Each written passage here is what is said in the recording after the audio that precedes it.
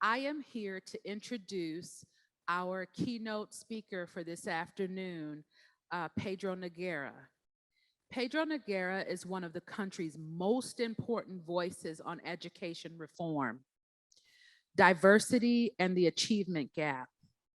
An award-winning educator, author, and activist, he is the Emery Stoops and Joyce King Stoops Dean of the University of Southern California, Rossier School of Education.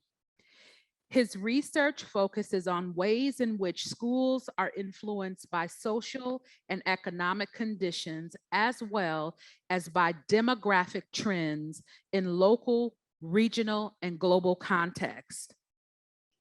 A prolific writer and educator, Noguera is the author of 11 books and over 200 articles, monographs, and research reports, and his work appeared in several major research journals. His books include Unfinished Business, Closing the Racial Achievement Gap in Our Schools, The Color of Success, Race and High Achieving Urban Youth, and Beyond Resistance, Youth Activism and Community Change, New Democratic Possibilities for Practice and Policy for America's Youth. Noguera serves on boards in numerous national and local organizations and appears as a regular commentator on educational issues on CNN, NBC, and National Public Radio. In 2014, he was elected to the National Academy of Education. Noguera recently received awards from the Center for Advanced Study and Behavioral Sciences, from the National Association of Secondary Principals, and from the McSilver Institute at NYU for his research and advocacy efforts aimed at fighting poverty. A powerful speaker with a unique ability to connect with diverse audiences, he is an expert on topics such as urban school reform, youth violence, the potential impact of school choice and vouchers on urban public schools, conditions that promote student achievement, and race and ethnic relations in US society. Ladies and gentlemen, and all our friends in between, I introduce to you Pedro Noguera. Good morning, and thank you for the introduction. I'm really sorry that I'm not there with you in person, but happy to still be with you virtually as you address the important issue of poverty, how it impacts our communities, our children, and our future. As you can see from this front screen, I'm going to talk about why we need a different approach to the way we think about school reform if we're going to use it to close gaps in opportunity, mitigate the effects of poverty, and transform our schools. I call that a broader and bolder approach, and I'll explain why in a moment. I want you to think for a moment, because you're focused on poverty today, about what it means to mitigate poverty through education.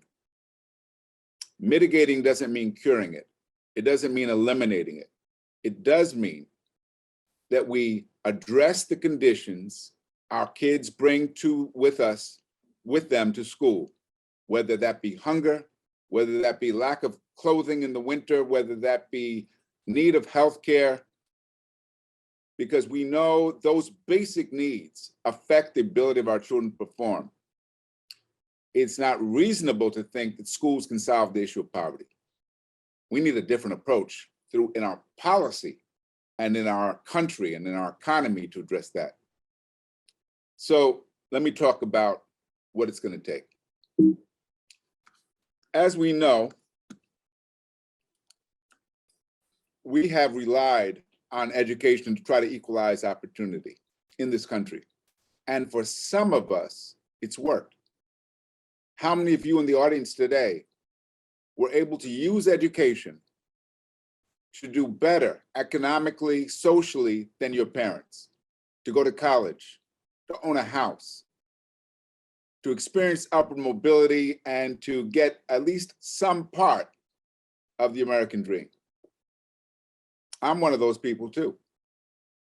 I grew up in Brooklyn, New York. I grew up in a part of Brooklyn that still hasn't gentrified called Brownsville, better known for producing boxers like Mike Tyson. Neither of my parents graduated from high school. They managed to send all six of their kids to college, some of the best colleges in the country: Harvard, Brown, Cornell, Berkeley. And because of that, each of us now holds professional jobs, something that was not possible for my parents. So there are many others like us across the country. However, there are many, many more who have talent, who have ability, who work hard, but lacked opportunity. And therefore, education didn't pay off for them. Instead, what happened is we reproduced inequity across the generations. Whenever I connect back with the people I went to school with in high school and middle school, we're in different worlds now, because most of them, their lives haven't changed. Many of them, their lives are even more difficult now. And so we have to ask ourselves why. What's going on? Why doesn't education work this way for more people? Part of what's going on is that the public has abandoned public education to a large degree, and I should be careful here. I'm talking about wealthy people. In most cities, we have private schools for the affluent who have resources and money, and public schools for those who don't. What that means is that our public schools are disproportionately serving the kids with the greatest needs. And those needs are not just academic. They do include things like shelter and food and healthcare. And we know schools can't address those issues by themselves. Our schools are they're on the front lines of dealing with our immigrant population, with kids who don't speak English as the first language. And many of them are in schools that don't perform very well, that are not able to not only meet their social needs, but their academic needs either. And so many people are trying to get out of those schools. And public frustration is growing. So what do? Well, first we have to recognize that poverty is growing. This is just one city, Ossining, New York, which shows you what the poverty rates look like there. What are they like in Milwaukee and other parts of Wisconsin and the other communities that represented this conference today? And how does it break down by age? Across the country, children and women are more likely to be in poverty than any other group, as are our elderly. And it's such a shame in this country that so many of our elderly are barely able to survive. So the dilemma we face is that rather than expanding opportunity, too often education reproduces inequity. What do we do about that? What do we do to disrupt that pattern? Clearly, the policies we pursued, no child left behind, sounded good on paper, didn't it? Except we left many children behind. And what many people don't know is that term, that slogan, leave no child behind, came from the Children's Defense Fund. But it didn't mean test the children as often as possible. What Marian Wright Edelman and her colleagues at the Children's Defense Fund meant is let's make sure that we address the developmental needs of children, so that no child is hungry, no child is unhoused, so they have a chance to be successful. How do we relive and bring back that promise? Well, Robert Putnam, political scientist at Harvard University, is just as concerned. He wrote a book a few years ago called Our Kids. And it starts with a story about his own life. He grew up in Clinton, Ohio, small working class town on Lake Erie. When he graduated from high school in 1964, 80% of the kids in his class went to college. 80%. And these were kids from working class backgrounds, parents hadn't gone to college, but they went off to college. He goes back 50 years later, and what does he find? School system in shambles, a city in shambles, very few kids even graduating, very few kids experiencing access to that American dream? What happened? How come we could do it at one time and then we stopped? Arthur Levine, former president of Teachers College, wrote a book about the young man who now lives in the apartment that he grew up in the Bronx, and actually stays in the same bedroom he stayed in when he was a child. When he was a child growing up in the Bronx, a poor community, he was lucky enough to go to the City University of New York, which was free. He describes it as a super highway to the middle class. And he was one of the people on that highway. That's why he became a president of a major university. And then he looks at the prospects for the young man in his room now, and they're dim, because the schools he goes to, not very good, and the opportunities available to him outside of school, much more limited. What went wrong? Think about that for a moment. What went wrong? Well, 1960s, we had a war on poverty. That carried over even into the 1970s. And the war on poverty wasn't just about education. It was about job opportunities, job training. It was about helping people buy homes for the first time. It was about making college affordable and accessible. We're not doing those things now. What's the cost of college now? Why are so many people not thinking about college? Because it's too expensive. They'll be burdened with debt that will last them for most of their lives. Why are so many of our schools, especially in communities faced with poverty, struggling? It's because they're overwhelmed by poverty.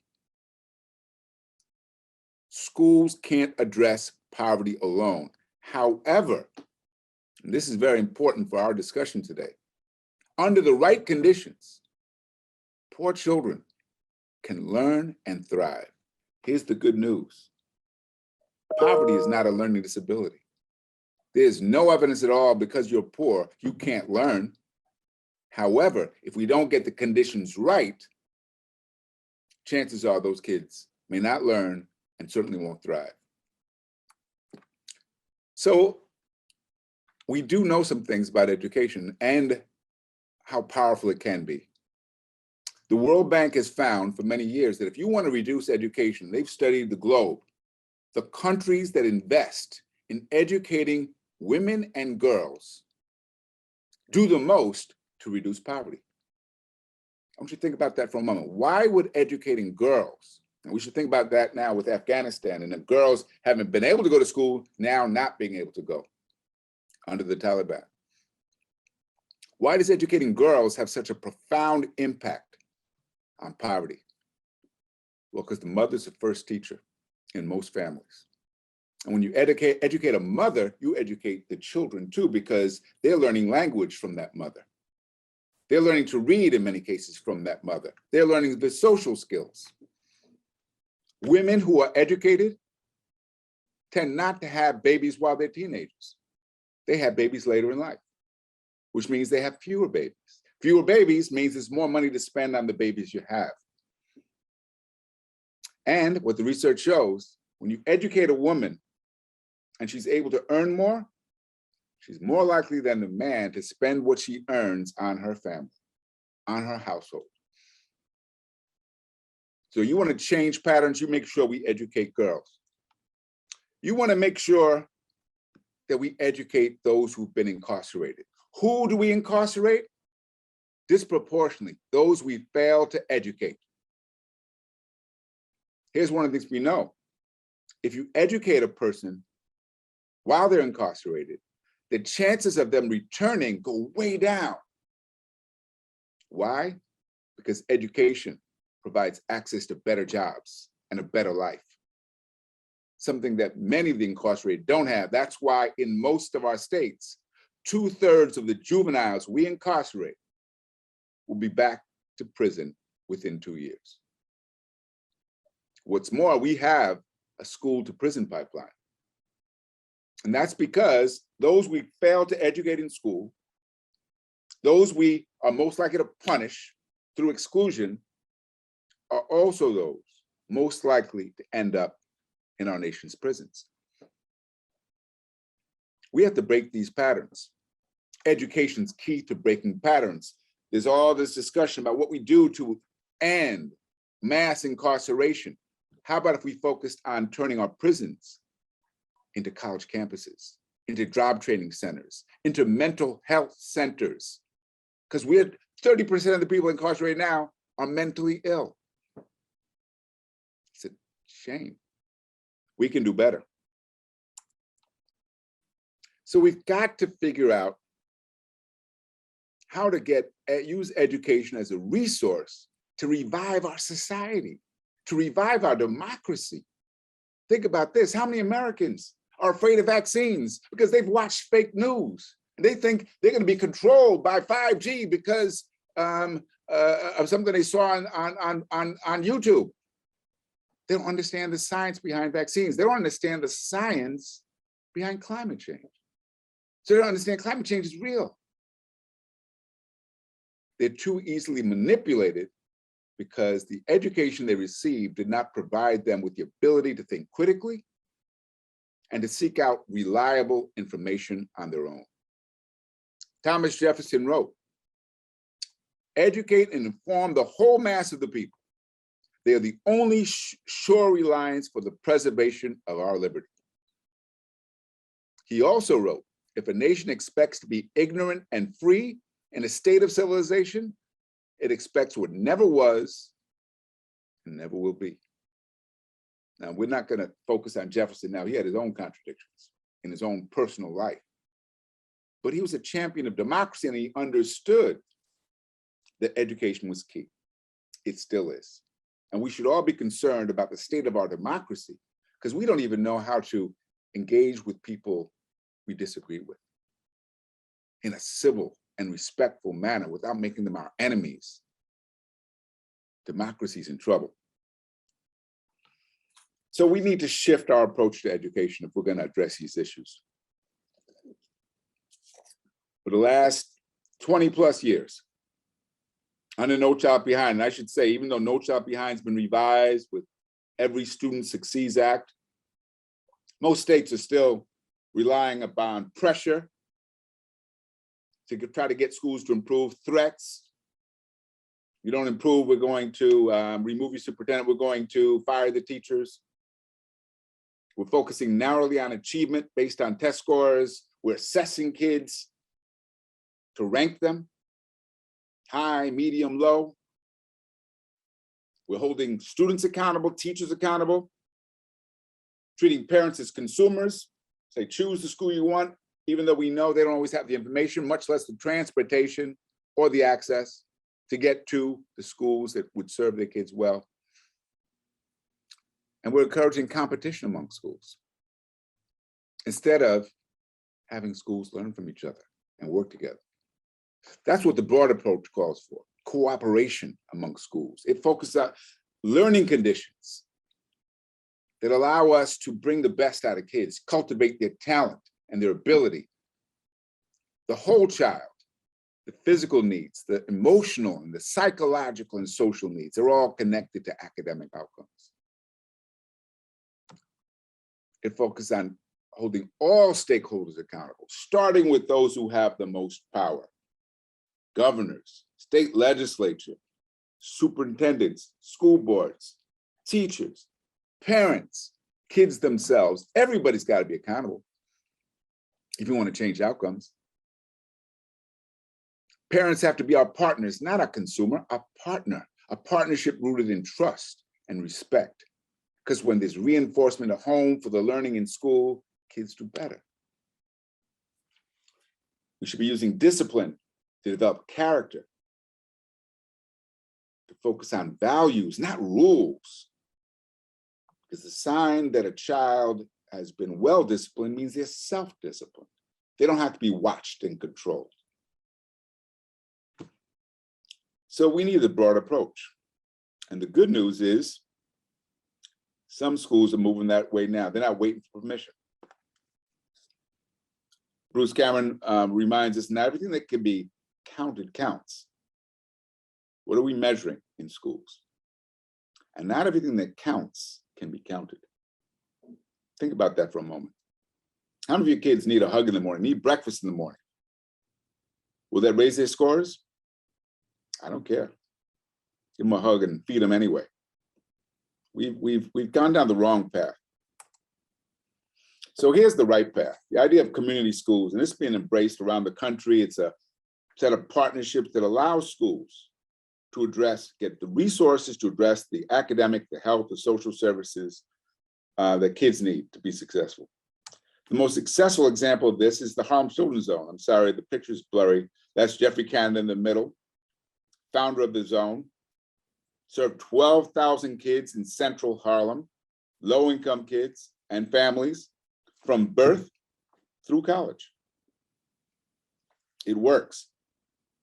It's a national model, so much of a model that President Obama tried to get it replicated in cities around the country. Congress didn't fund it. Some communities on their own are trying to develop their own. Kalamazoo is one of those cities with its Kalamazoo Promise. Now the question is how we bring that to more communities. We can't expect teachers to be social workers and psychologists and surrogate parents. They need help. Career and technical education, when done right, it works. Here's an example of a program that does it right. The East Bay Biotech Academy, based in Oakland and Berkeley, started out 36 years ago with one school, one company, Bayer Laboratory. 36 years later, 7 high schools, 5 biotech companies, 2 community colleges, and 1 four-year schools are all part of this partnership. From high school, kids get the training to enter the biotech industry. When we founded it, kids were going in at $18 an hour from high school. Today, it's $25 an hour, and that's the starting pay. And the reason why we built the partnership with community colleges and four-year schools is so it's a career pathway into an industry. We need to build similar career pathways with other industries where we know jobs are growing and the demand for educated labor is present. We should be cultivating the curiosity in kids. Why? Because first of all, they're naturally curious, aren't they? What's the most common question you've ever heard from a 3-year-old? Why? They want to know why things are like they are. Why is the sky blue? Why does the moon come out at night? Why do I have to eat my vegetables? Why do I have to take a bath? They're serious about these questions. They want to know. The research shows that desire to know, that desire to learn, if it's nurtured, can lead to kids who become self-motivated learners. That's what we should be after. Because a self-motivated learner doesn't stop learning when school is over. They're reading on their own in the summer, after school, because they're still asking questions. When we feed that curiosity, as they're doing here in East LA at Hollenbeck Middle School, the teacher can become the facilitator of learning and the kids can be in control. I want you to look at that picture closely. This is a middle school math class, 90 minutes long. Teacher's so good, she can stand in the back and talk to me. She doesn't have to worry about controlling the kids because she's prepared them to work together as they solve problems that are math related, which means they're not just learning math. They're learning how to work together, how to cooperate, how to deal with conflicts when conflicts arise. All skills that we know from the research are so critical to success in life and careers. These kids were designing a house. They'd been given the dimensions by the teacher, and then they had to order drywall, cement, flooring, which meant they had to apply what they learned in algebra into the building this house. They were totally engaged. And here's what we know. Engagement is the secret to higher achievement. Because when kids are behaviorally engaged, like these are, they're on task, they're working, they're out of their seats, they're talking, because they're learning together. When they're cognitively engaged, they're thinking about it, they're making connections, they're problem solving, and they're emotionally engaged. They actually care about it. They're trying hard. How do you get kids to try hard? That's what she's doing. And because she is, when the bell rings, the kids are actually disturbed. They weren't packing up 10 minutes early. Now, anybody who's ever taught middle school knows the key to teaching middle schoolers is to make learning fun. Because if you don't make learning fun, they will make it fun at your expense. You'll have a classroom out of control. She's not worried about a classroom out of control. She's got these kids engaged in an activity that motivates them. She's giving them the opportunity to learn together, which is developmentally appropriate. And that gives her the ability to differentiate support to the kids, to move among them, see who's getting it, who needs help, who could work together and learn together. Our kids need more learning opportunities like this, because this is how they learn. Here's another strategy that works: getting parents involved. As I said earlier, when parents are involved, parents are the first teacher. When they're reinforcing learning at home, when they're involved in schools, schools perform better. I saw this in South Africa on the Eastern Cape. In the townships, you want to talk about poverty. This is a community where 90% of people are unemployed. 50% of the kids were orphans. Parents had died of AIDS. The principal, the man in that white shirt with the camera, kept telling me, I don't run this school. They do, the parents. I could be out of here. It'll still be here. It's their school. I work for them. He was very clear on the importance of parents. That was the leadership council meeting. They were thinking about how to address different needs of the kids. And they have over 50 parents volunteering every day to run a health clinic. I said, what happens when kids get sick? They said, usually we just tell them to lie down and drink some water. And it works. But when it doesn't, then we have to get real help, because none of us are actually trained as nurses. The point is, they're not going to wait around for help. They're fixing desks. They're helping teachers. They're growing food on the land because the school had land. They have goats and chickens. And now kids are fed, and the school is high functioning because it's genuinely a community school. We've got to unleash the power of our parents and get them involved in the education of their children. The biggest obstacle to change, the biggest obstacle to confronting poverty is the normalization of failure. We get accustomed to seeing kids fail. We get accustomed to seeing schools fail. We think, let's just get away. Someone's going to be there. Or we start to blame the parents, blame the teachers, blame the kids, blame the school board, blame the politicians. Blame is not a strategy for change. We got to change the conversation. How can we create schools where kids are excited about learning? That's what we should be focused on. Change the beliefs about what the kids can do. Because all kids, when given the stimulation, when given the support, when challenged, can learn and grow and thrive. What we know is that you've got to address the needs of kids holistically. You've got to address their social, their psychological, their emotional needs. You got to think about the environment they're in. because all that impacts a child's development. When we focus on the whole child, when we make sure they have access to good food in school and art and music and physical education, as well as science and math and language arts, that well-rounded education, then we can get well-rounded individuals. We've got to focus on the character of kids. So they're learning how to be respectful and honest and have integrity. All those things are essential to what schools should do. So as I said, poverty is not a learning disability.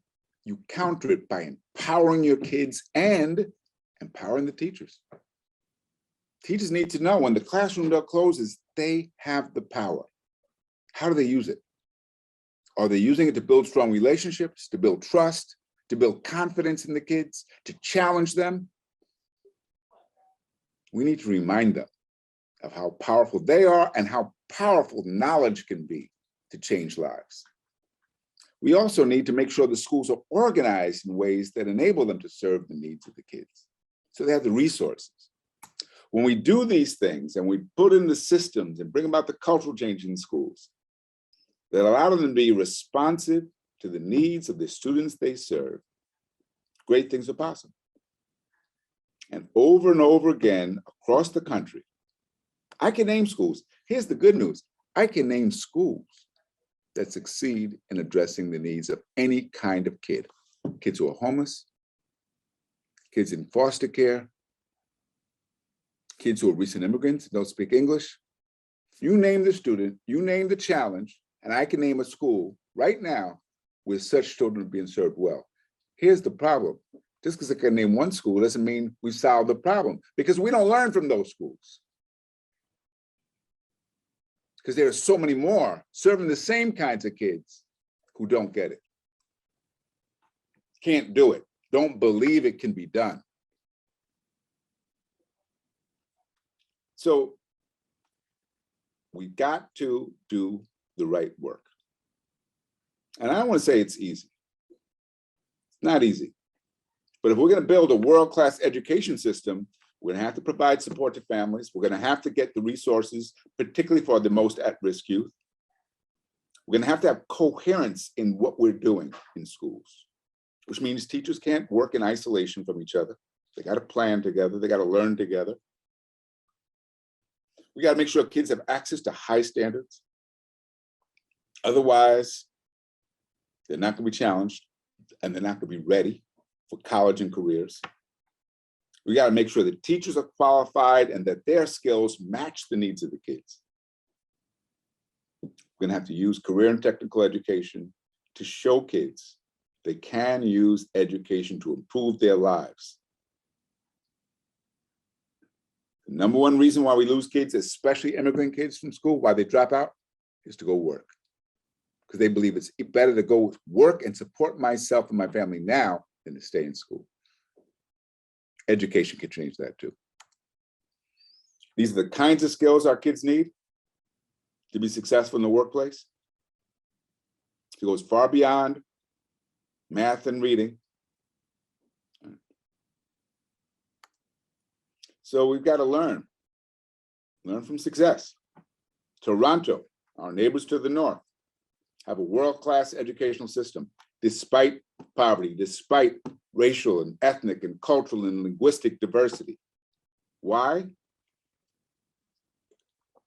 For over 20 years, they've been focused on building the capacity of schools. If they see a school where the kids have trouble in reading, they know those teachers need help in teaching reading. They provide help, not pressure. They build the capacity of the school. That requires trust.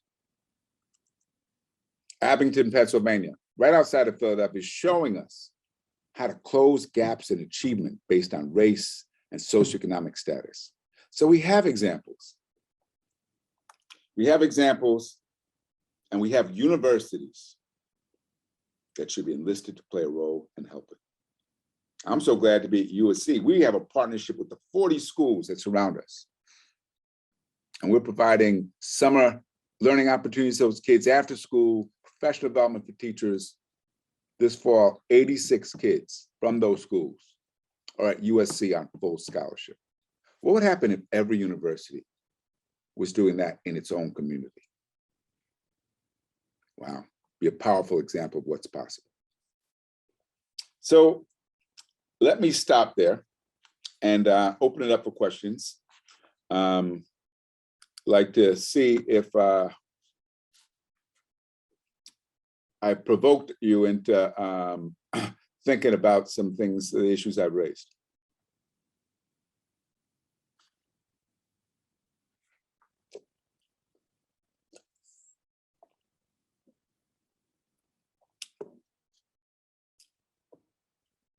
So we have mic runners that are coming to you momentarily. If you have questions, raise your hand.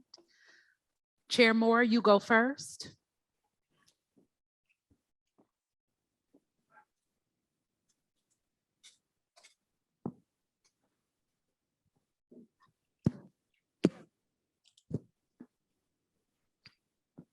Thank you so much, Dr. Noguera.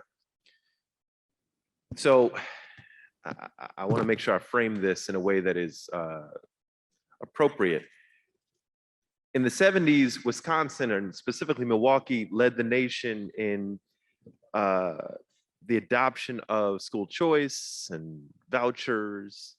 We were front runners in a policy at that time advocated for by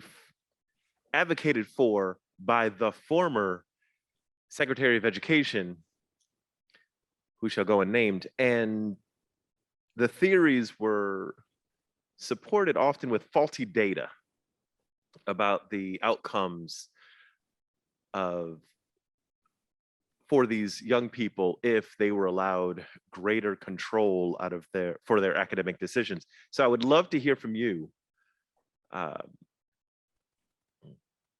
What has your research shown about communities that use programs like vouchers, school choice, and if there is an iteration on those programs that we need to be considering in communities like Milwaukee?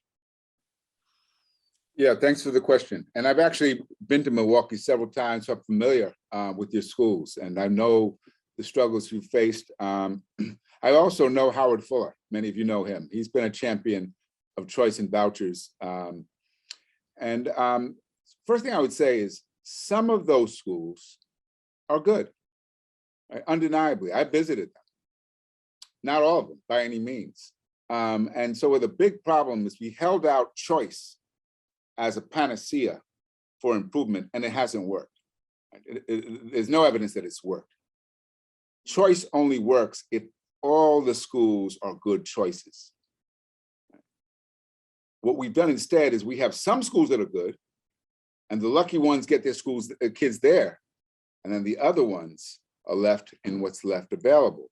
That means we're exacerbating inequities rather than driving equity. So what we've got to do instead is to work to ensure that all schools in every neighborhood have the ability to meet the needs of the kids, which means, like following Toronto's example, we should be building capacity in schools, right? So they have the resources to meet the needs of kids, and so that the teachers have the guidance and support on how to meet those needs. We should also be giving schools a chance to learn from each other, because as I said, that's not happening. And so while there are good examples that we can all point to, including in Milwaukee, my question always is, who's learning from those schools? Seeing is believing. If you've never seen poor kids, especially poor kids of color, poor Black children, excelling, you know what happens after a while? You think it can't be done. I had this experience. I was in Tuscaloosa, Alabama. That's home to the University of Alabama, Crimson Tide, visiting Bear Bryant High School, an all-Black school with a mostly white teaching staff. And I was asked by the principal, Black woman, to speak to the staff about how to raise achievement, improve performance. And I could tell just looking at them, they weren't buying anything I had to say. So I asked them, I said, how many of you have ever been to a school where Black kids were excelling? Nobody raised their hand. I said, nobody has seen such a school? They said, no. I said, I bet you don't believe it could be done then. And they said, you're right, we don't think so. So I invited them to New York to visit some schools with me. And they sent 7 teachers. And I took them, the first school I took them to was Medgar Evers High School in Brooklyn. And they were blown away by the kids and what they could do.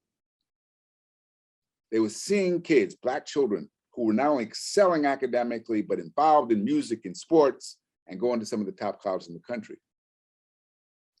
I share that example because it's the alternative to what we've been doing, using choice and vouchers, creating this competition among schools.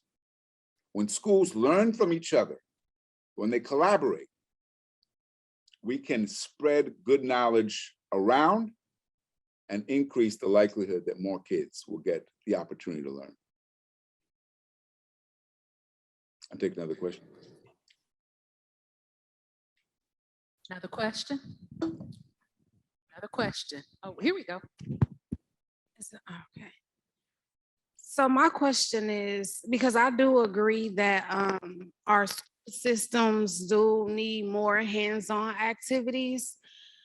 So what would it take for us to get workshops and cooking classes and technology classes and things of those sorts into mainly, Milwaukee public schools? Because I know private schools probably already have those. But I don't know if I wouldn't think it's a budget issue to me. I feel like MPS saved a lot of money because kids was barely in school these past years. So what would it take, or who is the person to analyze the budget so we could start putting those workshops and stuff back into the schools before we lose half of our kids? Because now kids, when I was in high school, it was just starting to get crazy. But now when I'm looking online, seeing videos, kids don't come to school for school no more. They come to show off. They come to talk about stealing cars. They come to drive all on the lines and everything. So I do agree that that's because they don't feel like they're engaged enough in school. So I guess the question is just, who is the person to look at that to start actually saying, hey, let's start doing some renovation. Let's start putting these workshops in here and sewing classes and cooking classes, things that we need. Great question. And the quick answer is it takes leadership and vision.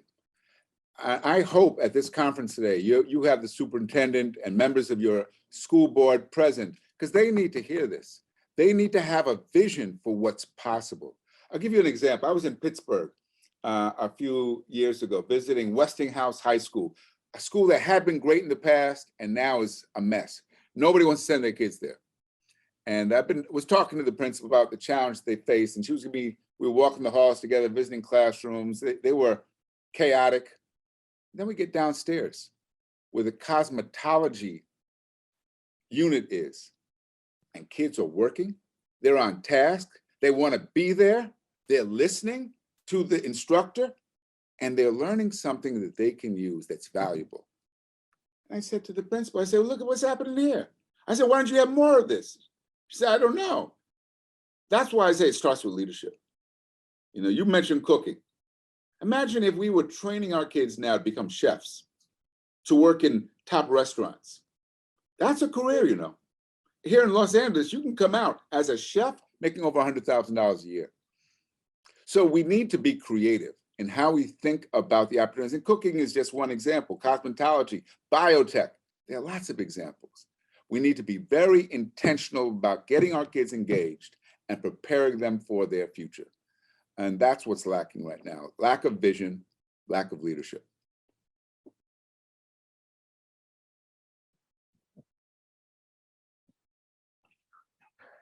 I don't mean that to offend anybody. I just think that, Milwaukee's been at this for a long time. A long time. Can you hear me? I'm sorry, yes, please. Do you think the curriculum that is being taught in schools also has a lot to do with it, with this newer generation being more aware and awoke on things that are going on in society? They don't want to learn that same old, Christopher Columbus discovered America in 1492.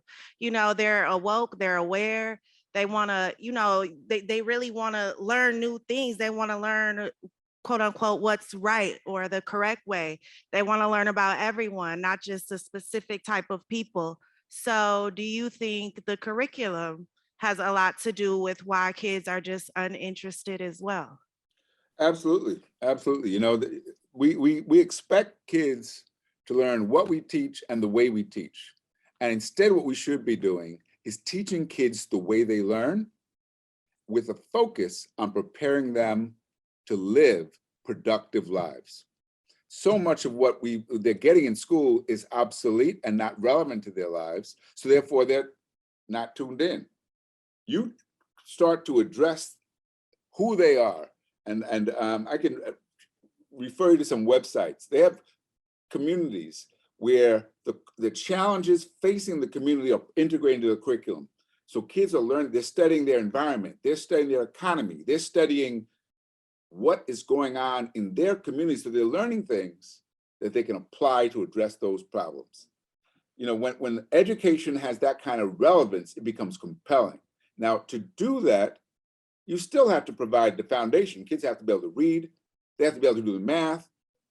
We need kids to have the fundamentals so that they can live a good life. But the curriculum has to go beyond that to provide them with the stimulation and support. Because as you said, any kid who has access to a cell phone has access to a computer, which gives them all kinds of information. Do they know how to use it? Right? To do things other than connect with friends and watch YouTube and social media. Can they use it to solve problems? Right? We can teach them how to do that too. So it's about making sure that the education they receive is timely and relevant to the times we're living in. Well, thank you, Pedro. One last question from Dr. Carl Wesley. Dr. Noguera, can you tell me what do you think the role of the union is, the teachers union, in what they've done to shape the K through 12 experience, and what do you think it should be? Good question. I should say I support teachers. I support their right to have a union. Teachers are not paid well enough, and we have a problem because if you don't make that job attractive, you're not going to get good people in the job. However, if the only thing they focus on is their needs, and they're not focused on the needs of the kids and the schools that they're working in, then the union end up playing a negative role and being an obstacle to change. And in too many cases, we've seen it where the union is doing things like saying, oh, what teachers can't do, and limiting the ability of schools to make sure we get the right people in the classrooms who believe in the kids and want to support them. So I hope there are representatives from the teachers union at your conference today, because they should be partners in this work. But to be a partner, they've got to understand their role. And their role is to facilitate change, not to block it. And I hope that discussion is happening. I work with some teachers unions, both the NEA and the AFT. And I'm willing to raise the issues that sometimes friends don't raise, because I saw it implied in your question, if we don't raise the issues that we know very well. I'll give you an example. A lot of unions support the idea of last hired, first fired. Well, what does that mean? It means that when there are cuts, it's usually the youngest teachers, and often the teachers of color who are the first to lose their jobs. Why is that fair? In Los Angeles, some of the schools lost all their teachers because the schools in the low-income communities were the schools that had the newest teachers. So unions have to play a more equitable role in supporting educational change. Thank you, Dr. Noguera. We have one more question that we're going to squeeze out, and then we'll continue. We'll let you go. We know you have another engagement that you need to get to. Thank you. My question is, how do we bridge the gap between parents and teachers. It's so often that when you try to engage with the teacher, the parent gets frustrated, yells, cusses at the teacher in front of the child. The child no longer has respect for that teacher. And with that being said, some of the parents aren't educated, so they can't teach the children either. I mean, I don't know about you, but with some of these curriculums, you don't even know how to figure it out for your own child unless you have a higher learning. Yeah, I think you're raising a very important point. You know, I'll give you an example of how you start to build a relationship that's rooted in trust and respect. One of my former students is a teacher. She's a teacher of kindergarten. She starts her conversation with the parent like this. You know more about your child than I do. What can you tell me about your child that I should know to be a good teacher for your child? I want you to think about that question. What it tells the parent is, I respect you enough to ask a question. I don't come in assuming I know more and better than you. Now, even that parent's clueless. Now we're opened up to talk about, okay, what do you notice about your child, about how they learn? Maybe do they like to color? Do they like to play? What do they like to play? That starts to get us on the same page, building trust, building rapport, so we can start to talk about the needs of that child. Once we can do that, then as problems occur, and problems often occur with children, we can work together to address that problem then rather than being against each other. So it starts by building the relationship. And that's what I think we don't do. Too often, the first conversation with the parent is about what your child did wrong. You don't build up trust that way. So we've got to work at repairing that and building a relationship that's really a genuine partnership. Thank you. Thank you. Ladies and gentlemen, Pedro Noguera, thank you so much for your time. We appreciate it. Thank you. It's been a pleasure to be with you. As I said, this is not easy work. This is hard work that requires a clear and consistent focus and a vision of what's possible.